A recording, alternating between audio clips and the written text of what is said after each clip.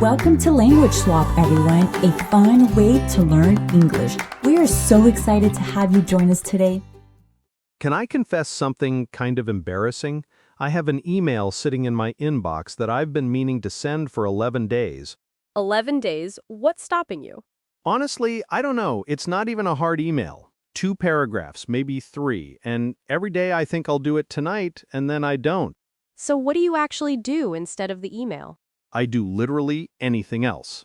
I've reorganized my desk twice this week, avoiding that email. Hey everyone, welcome back. I'm Sally. And I'm Alex, currently the world's leading expert on desk reorganization as an avoidance strategy. Today we're talking about procrastination, the real reason behind it, and what actually helps because it's not what you think. This one's level B1 to C1. If you've ever called yourself lazy for not doing something you actually care about, this one's for you. And if you're a little below that level, stay with us. There's a lot worth hearing today. Quick thing before we start, if you're enjoying the podcast, please subscribe and leave us a like. It really helps. Okay, let's actually talk about why I haven't sent that email.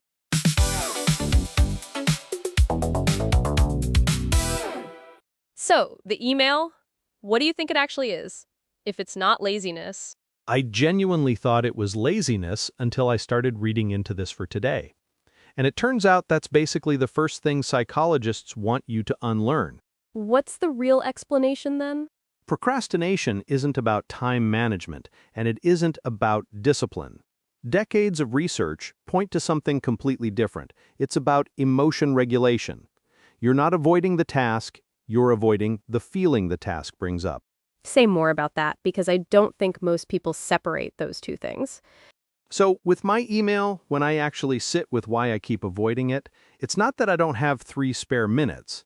It's that the email involves telling someone something they might not want to hear. And every time I open it, there's this small flash of discomfort.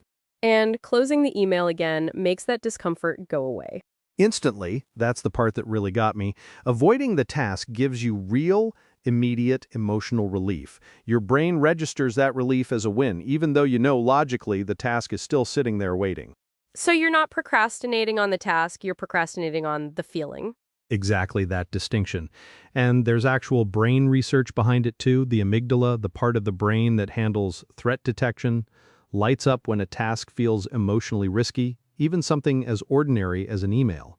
Your brain briefly treats it like a small danger, and looking away feels like safety. That's such a different picture than just lazy needs more discipline. Completely different. And I think that reframe alone is worth the whole episode, honestly.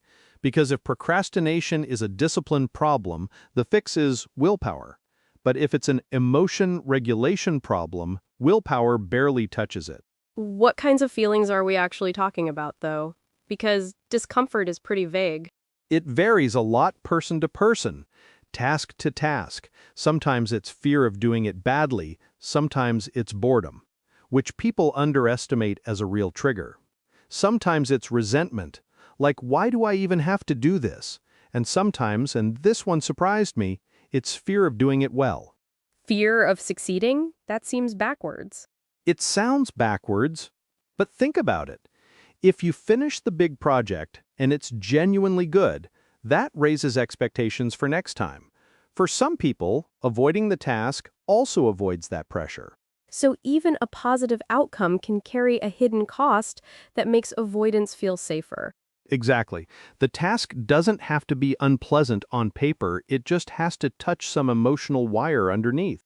I want to ask about the guilt piece, actually, because I think that's a huge part of the experience that we haven't named yet. Oh, it's massive. Almost everyone who procrastinates also feels bad about procrastinating. So now you've got the original task sitting there, plus a layer of shame on top of it. Which probably makes the task feel even worse to approach. It does, and this is where it gets a little cruel, honestly. The guilt doesn't make you more likely to start. It usually makes you less likely, because now the task is tangled up with feeling bad about yourself, not just the original discomfort. So the voice that says, "Why are you so lazy? Just do it," is actually working against you. Actively working against you. There's real research on this specifically. Self-criticism after procrastinating tends to increase future procrastination, not reduce it. Whereas self-compassion, treating yourself with a bit of understanding instead of judgment, is linked to actually breaking the cycle. That feels counterintuitive to a lot of people, I think. Like, doesn't being hard on yourself keep you accountable?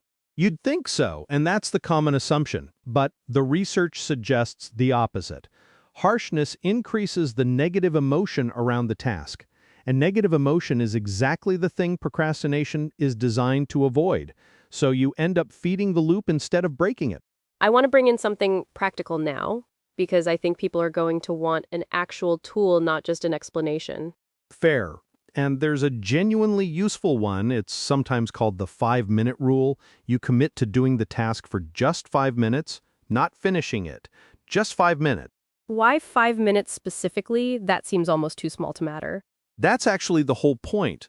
The resistance isn't usually to the task itself, it's to the size of it in your head. Send the email feels small. Deal with this whole uncomfortable situation feels enormous. 5 minutes is small enough that your brain doesn't treat it as a threat. And once you're 5 minutes in, Often you just keep going, because starting was the actual barrier, not finishing. The emotional wall is almost always at the beginning, not throughout the whole task. did you try it with the email? I did actually this morning before we recorded told myself 5 minutes, that's it. And it took me 4 minutes to write it once I actually started. After 11 whole days of avoiding it? After 11 days of a 4-minute email, which honestly says everything about how disconnected the size of the avoidance can be from the size of the actual task. I think that gap is so common, though. The thing you're avoiding is rarely as big as the avoidance itself. Almost never, in my experience, the avoidance grows because every day you don't do it, the story in your head about how hard it must be gets a little bigger. What about breaking tasks down, though? Because I've heard that advice a lot, and I'm curious how it connects to what you're describing. It connects really directly, actually. Instead of write the report, which feels huge and vague, you reframe it as something smaller. Maybe write one paragraph today, or even just open the document and write a title. Each smaller piece carries less emotional weight, so it's easier to start. So the goal of breaking it down isn't really about organization, it's about lowering the emotional barrier at each step. That's exactly it. People think of it as a productivity trick, but really it's an emotional trick. You're making each individual step small enough that it doesn't trigger the same avoidance response. I want to bring up something specific for language learners here, actually, because I think procrastination shows up in a really particular way with speaking practice. Oh, that's such a good point. People will study grammar for hours and then avoid an actual conversation for weeks. Right, because the grammar doesn't carry the same emotional risk. A conversation does. The fear of sounding wrong, of being misunderstood, of judgment. So the studying becomes a very productive-looking way to avoid the actually uncomfortable part. Productive procrastination, studying more instead of speaking, because speaking is where the real feeling lives. Exactly that, and the 5-minute rule applies beautifully here too. Not have a fluent conversation, just say one sentence out loud to one person today. That's small enough that the fear doesn't have room to build up first. I think what's landing for me most in this whole conversation is that procrastination was never really about the task. It was always about protecting myself from a feeling I didn't want to have yet. And once you know that, the fix stops being try harder and starts being make starting small enough that the feeling doesn't get a vote. Which is such a kinder way to treat yourself than just stop being lazy. Infinitely kinder and apparently a lot more effective too, according to the research. Self-compassion isn't the soft option here, it's actually the one that works. I want to ask about something specific, actually, because I think there's a pattern a lot of people will recognize. What about the tasks that don't feel scary at all? They're just boring? Oh, boredom's such an underrated trigger. People assume procrastination is always about fear, but sometimes it's just, this task offers nothing interesting, and my brain would rather do almost anything else. Does the same 5-minute idea work for boredom too? It does, though sometimes it needs a small variation. Pairing the boring task with something that makes it slightly more tolerable can help. Background music, doing it somewhere different, even just telling yourself it's temporary and small. So you're not trying to make the task exciting, you're just trying to make it survivable for 5 minutes. Exactly that. You're not solving boredom, you're just lowering its weight enough to start moving. I also want to bring up something that I think complicates all of this a little. What happens when procrastination becomes really chronic, like not just one email, but a pattern across most areas of someone's life? That's such an important distinction to make, honestly. Occasional procrastination is almost universal, completely normal. But when it's chronic, affecting work, relationships, health, it's worth taking seriously, not just as a productivity issue. Why does that distinction matter?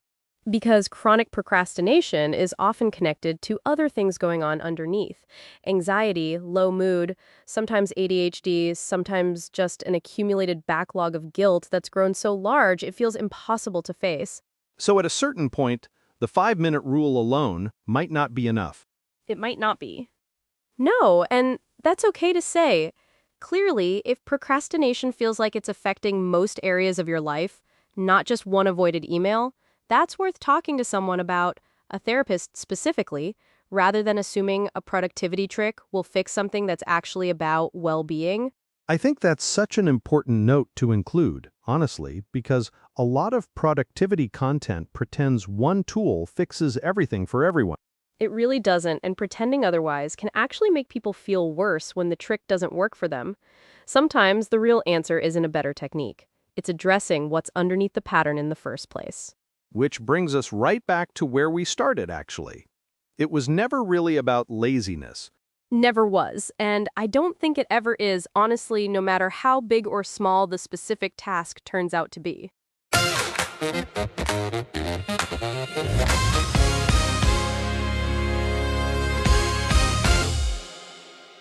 Word tour time? First word, avoidance. Avoidance, deliberately staying away from something, often because it brings up an uncomfortable feeling. In today's episode, we talked about procrastination really being avoidance of a feeling, not avoidance of the task itself. You could say my avoidance of that email had nothing to do with how hard it actually was. Or once I named the avoidance, it got a lot easier to work with. Next word for today, discomfort. Discomfort. An uncomfortable feeling, often mild, but still enough to make you want to look away from something. In today's episode, we talked about tasks triggering small flashes of discomfort and how avoiding the task removes that discomfort instantly. You could say there was a real discomfort every time I opened that document. Or the 5-minute rule works because it lowers the discomfort just enough to start. Next word, an important one, self-compassion. Self-compassion, treating yourself with the same understanding and kindness you'd offer a friend, especially after a mistake or a struggle. In today's episode, we talked about self-compassion, actually reducing procrastination while harsh self-criticism tends to increase it. You could say, I tried self-compassion instead of guilt, and I actually got more done. Or self-compassion isn't letting yourself off the hook, it's just removing an extra layer of pain. Next word, resistance to starting. Resistance, the internal pushback you feel against starting or doing something, even when you want to do it. In today's episode, we talked about resistance, living mostly at the beginning of a task, not throughout the whole thing. You could say the resistance was strongest right before I started, and then it just faded. Or naming the resistance made it feel less like a personal failure. And the last word for today, barrier. Barrier, something that blocks or slows you down here, specifically an emotional one rather than a practical one. In today's episode, we talked about breaking tasks into smaller pieces, specifically to lower the emotional barrier at each step. You could say breaking it into smaller pieces lowered the barrier enough that I could actually begin. Or the real barrier was never the task, it was the feeling attached to it. So today, avoidance, discomfort, self-compassion, resistance, and barrier. Okay, say it better time. Let's go. First sentence. I'm lazy. I never do things on time. More accurate version, I've been avoiding this, and I think it's because of the discomfort it brings up, not laziness. Next, I keep putting off practicing speaking. Sharper version, speaking carries more emotional risk than studying grammar, so I've been avoiding the part that actually matters most. Next, I feel bad that I haven't started yet. Kinder version, I'm gonna try self-compassion here instead of guilt, since guilt hasn't gotten me any closer to starting. Next, this task is too big. I don't know where to start. More useful version, let me lower the barrier and just do 5 minutes, or just the first small piece. Last one, I just need more discipline. More honest version, I don't think this is about discipline. I think there's a feeling underneath it I haven't looked at yet. This week, pick the one thing you've been avoiding the longest. And instead of asking yourself to finish it, just ask for 5 minutes. Notice what feeling was actually underneath the avoidance the whole time. That noticing is most of the work, honestly. Tell us in the comments, what's your version of my 11-day email? We'd love to hear it, and you're definitely not alone in it. If today's episode helped you see procrastination a little differently, share it with someone who's been calling themselves lazy for something that's really just a feeling they haven't named yet. And by the way, did you actually send the email after we finished recording that part? I did right after felt strangely anticlimactic. Honestly, after 11 days of buildup. That's such a perfect ending, actually. The task itself was never the story. The story was everything you built around it. 4 minutes to write, 11 days to start. I think that gap says more than anything else we've said today. Thanks so much for listening, everyone. See you in the next one.